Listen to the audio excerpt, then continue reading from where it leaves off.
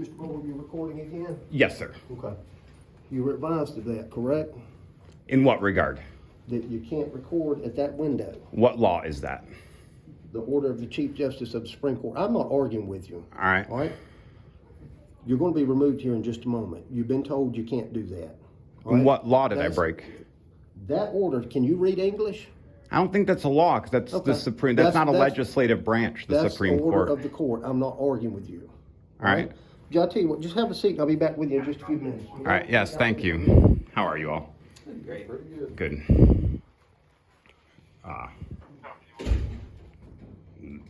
Judge is a little out of control, so I'm just trying to get things in order. This is the First Amendment. This is America, right? So I hope you guys maintain your cool, and we will get through this together.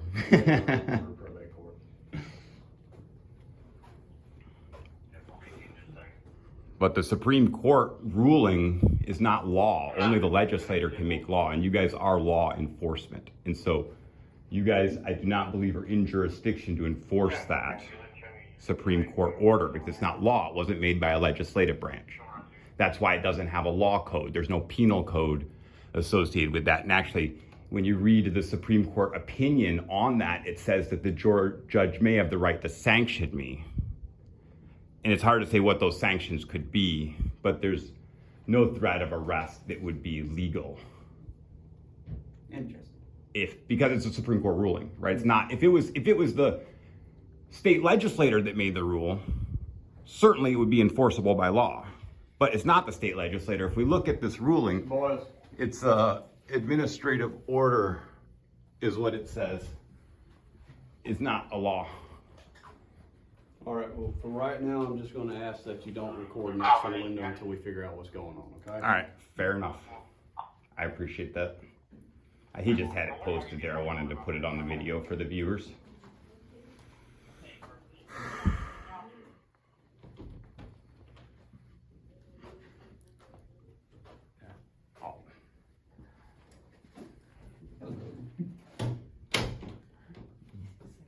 Of course. Yeah, of course, You can go yes. on. That's fine.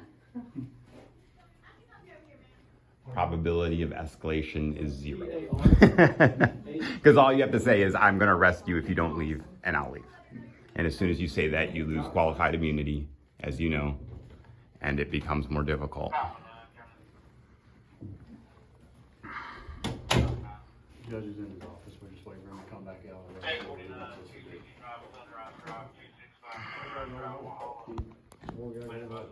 Mr. Boyle was recording next to the window. The judge has a Supreme Court ruling posted up there saying you cannot record next to the window. He's refusing to stop recording. I'll send, sign that call to me and I'll be 1023. We clarified that a Supreme Court ruling is not a law. And so if the Supreme Court had ruled on a case, it would follow under a legislative amendment to the law, which then would make it enforceable by law enforcement. But if you look at that administrative order, it very clearly says that in the extreme circumstance, the judge can sanction me. There's no penal code associated with that order. And so you guys are law enforcement.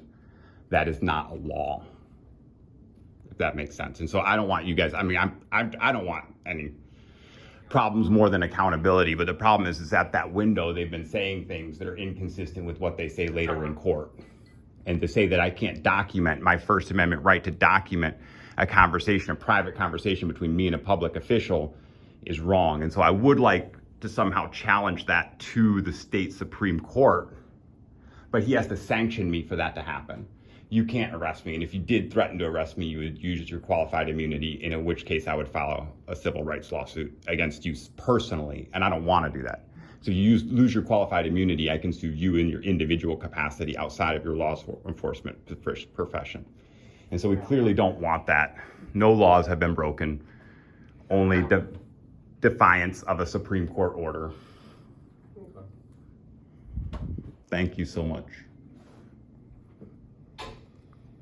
This judge is out of control. He is an out of control judge and he needs to be removed from the bench.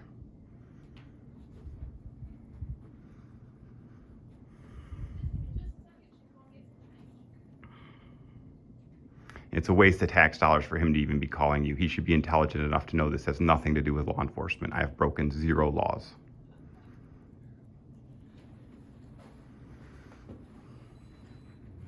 What's your name, sir? Jason Boyle. Mr. Boyle, I'm Sergeant Sayer with the Sheriff's Office. I came up a little late. So, again, I came up a little late on. Oh, you're fine. What's the? Singleton's been making like harassing and illegal and bias. He take cases when his friends are in the cases, and so we've been contesting to his behavior in general, and he doesn't like it. He's on a power trip. He's got an authority issue.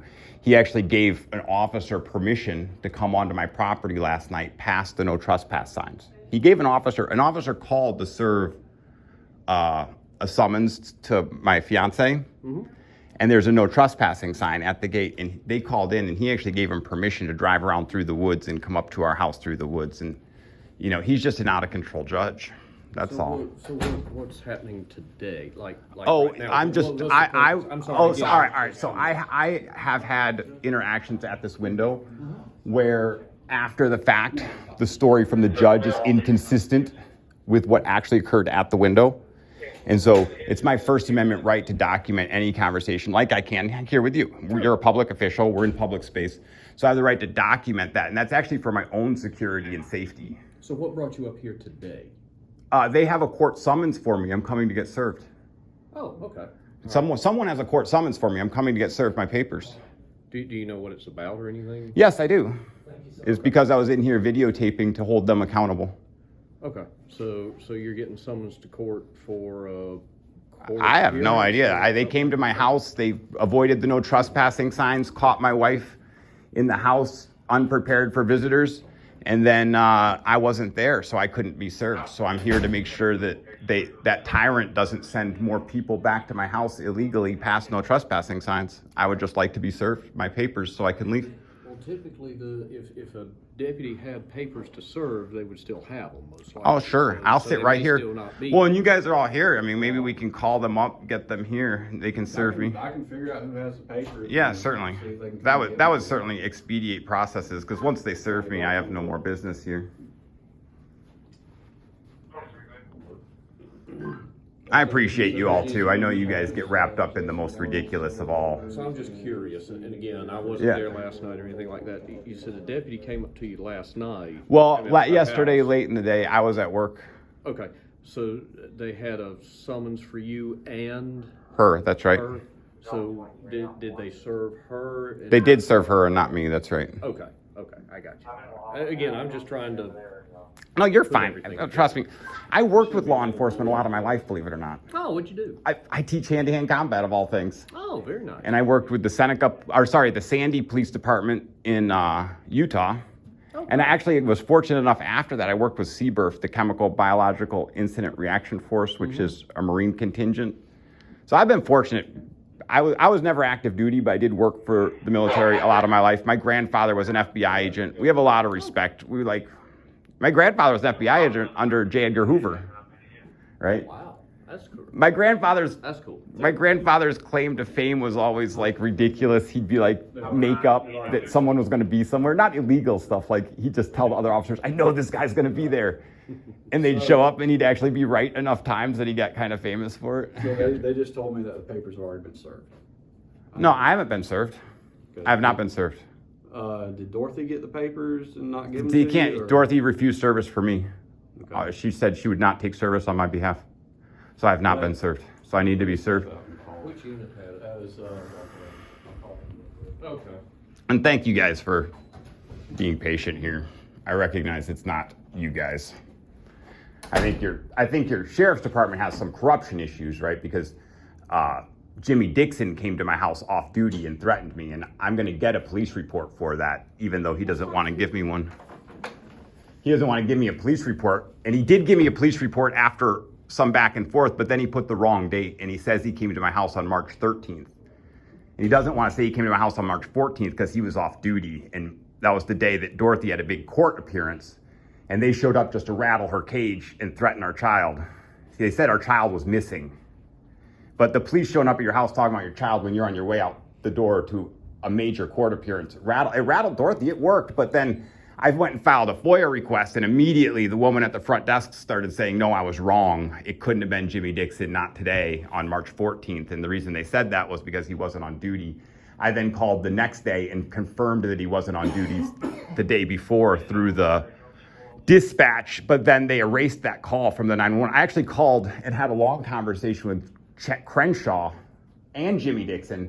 I didn't secretly record, it's a one-party state, so I recorded some of the conversations, but I didn't get all of them, and so I'm hoping, but they erased my 911 calls, which is beyond frustrating, because that was the most powerful evidence.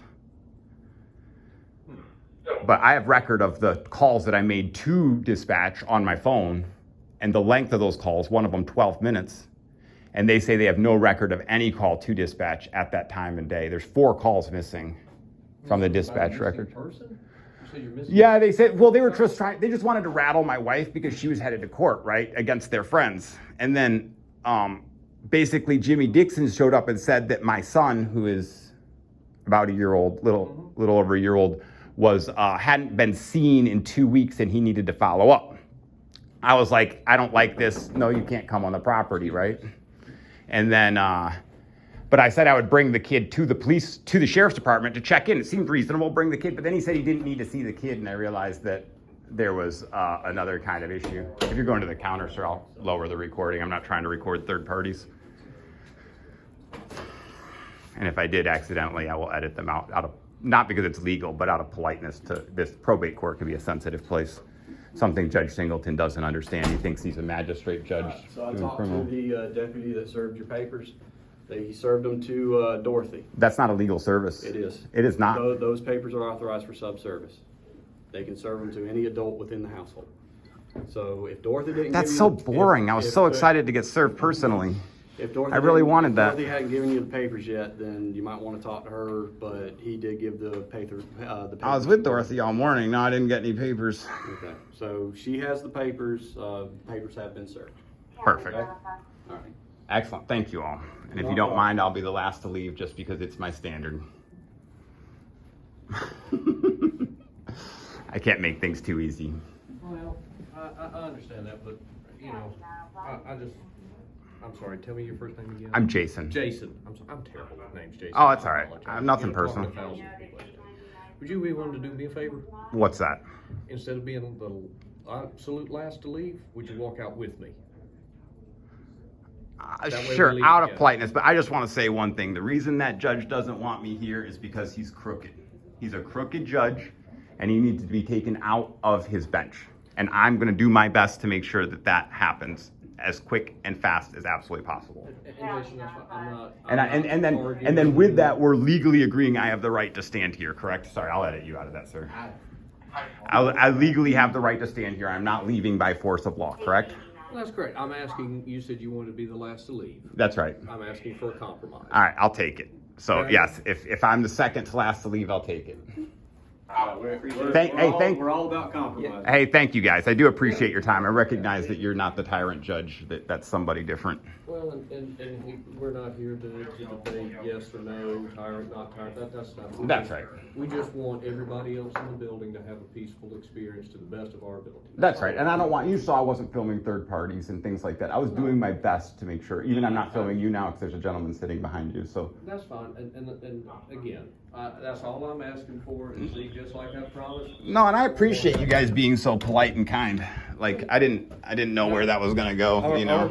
Our goal is to try to reach a peaceful resolution. We understand. Well, right, but realize there's corruption within your department. Jimmy Dixon proved himself corrupt, and then Crenshaw covered for him. And so now I know that those two are corrupt. And so, like, I'm not against officers in general. You know I'm not. You can feel that. And you also understand, too, that we all, if I'm not here to say yes, no, whatever, corrupt. That's, Of course not. To me? Oh, yeah, I'll happily come back.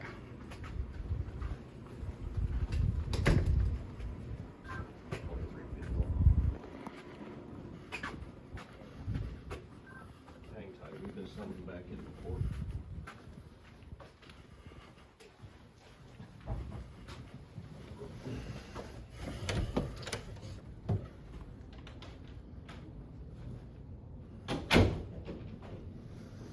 See where this goes.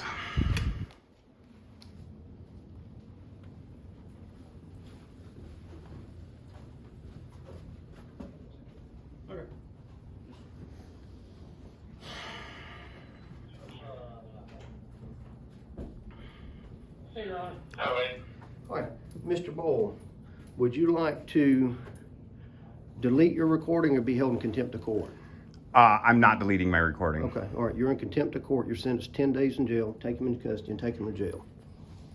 Thank you, sir. Have a good day.